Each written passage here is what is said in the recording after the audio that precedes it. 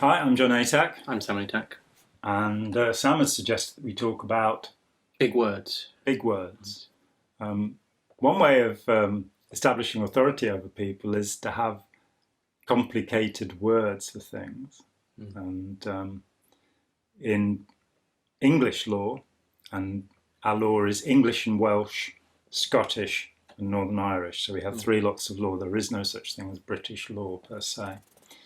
But in English law, it was decided in the 1980s to stop using Latin because it's a bit confusing having somebody say mutatis mutandi. Yeah, that's your favourite Latin phrase. It is. I don't know what it means. I don't know what it means. That's why. And we'd have ex parte injunctions, and it just riddled with language. Unfortunately, medicine didn't follow suit. And so we start having, you're told you've got a hematoma. Yeah. Would that worry you? Yes. Why? Hema, that's something to do with blood, right? Toma, that just doesn't sound good to me. It's a bruise, folks. Oh. Then you get invented words. The advertising industry invented the word halitosis for bad breath. Yeah. It's not a medical term, but let's make it sound sciencey. So big words is a heck of a way of confusing people. Learning biology was very difficult because it was riddled with these big words like oligodendrite. Oligodendrite. Oily tree. Yeah, and what is an oligodendrite in biology? It's a glion cell, which is like a neuron cell, but they help neurons. A glial or glion? I don't know. We get into this situation where the learned folk of times past spoke Latin with one another, and it meant that there was a universal language for scholarship, so that when Erasmus Darwin came up with the idea of evolution, for which his grandson is popularly credited, it was natural selection by random mutation that Charles Darwin and Alfred Wallace came up with. He could talk to people all over the world in the scholarly field because they all still had this common language of Latin. And at that point, it's useful. But it also does kind of separate them from the people. Yeah. Oh, he's clever. He called it a hematoma. Hematoma. Chemistry was bad. Rubulose, biesphosphate, carboxylase, oxygenase. That was my favourite word that I had to remember. It's great, isn't it? When you break these words down, you find out that they mean something rather simpler. Yeah. And I've got so many favourite examples of words. Tawdry, something that's cheap, which is an abbreviation of St. Audrey's lace. Because she used to wear a little band of lace round her neck to show the vanity of the world. Exorbitant, which we take to mean too costly, but it comes from ex orbitare, out of the wheel track. And I presume refers to chariot racing, where if you didn't have your wheels in the ruts already there, you'd get thrown off. What that has to do with something being too costly, I don't know. But people sound clever when they use these words. And George Orwell and Winston Churchill both said that writers should seek the simplest word to express something. I think they were wrong.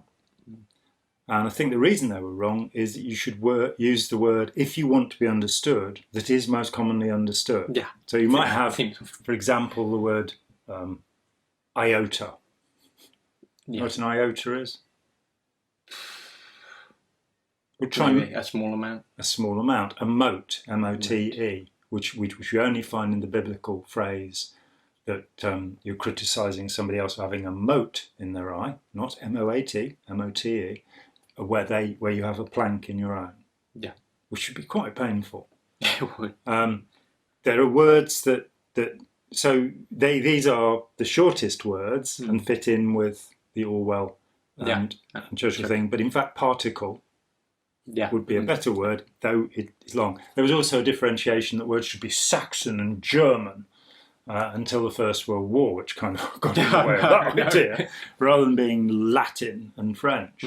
And that's just a thing of preference. So there are people who want to be understood, and I have absolutely no problem with the poetic use of language. I think it's great that you should be able to use any word you want.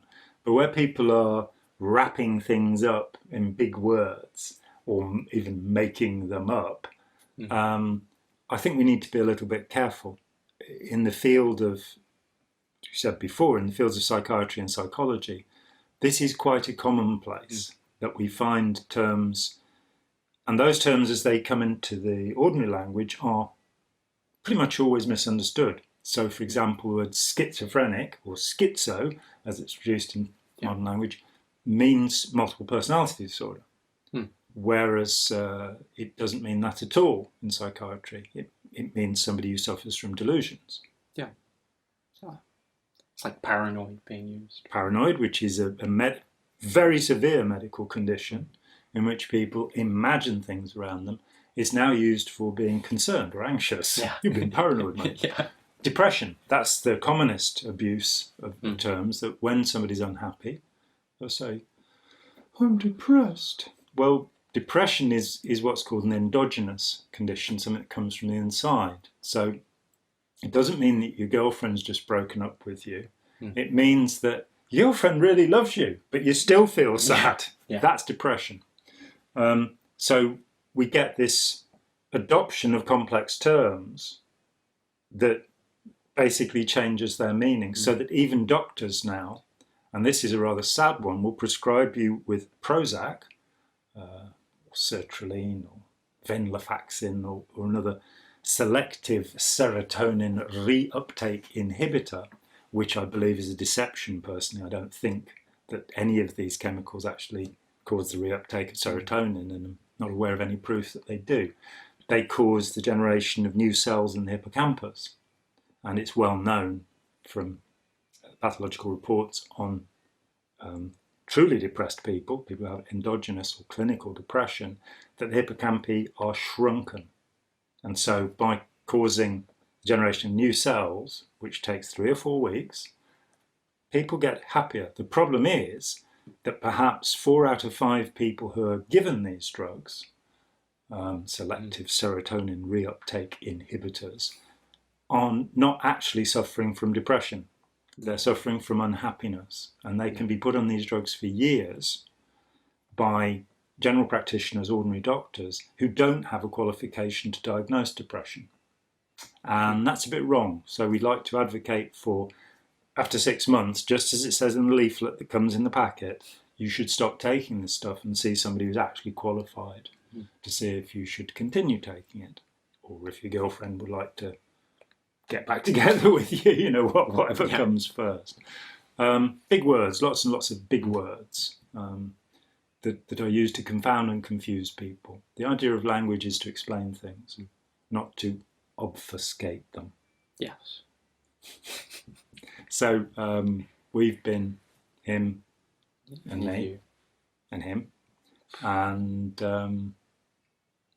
thank you for sharing time with us. And please, if you found this useful, informative, amusing, foolish, silly,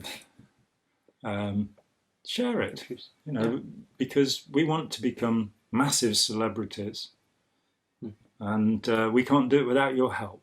We rely totally on you promoting us thoroughly on every possible platform you can, so that we all become rich and famous, and can go and retire and have to stop thinking about all of these kind of things, instead lay about on. I don't want to lay about on the beach. Actually, it's too beach. Yeah, I don't want to lay about on piles of money either.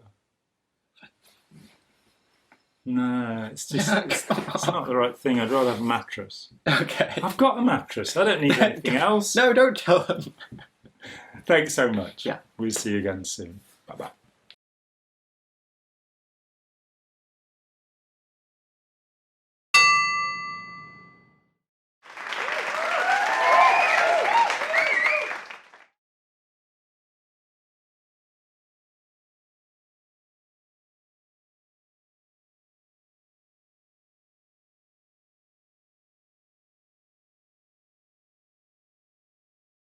I'm depressed.